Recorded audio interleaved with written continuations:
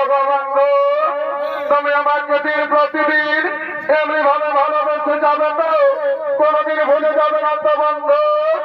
না সপিনা, তোমাকে তো আমি আগেই বলেছি আমার দেহে যতদিন প্রাণ থাকবে আমি তোমাকে এমনি ভাবেই ভালোবেসে যাবো সত্যি, আমি তোমাকে এমনি ভাবেই ভালোবেসে যাবো।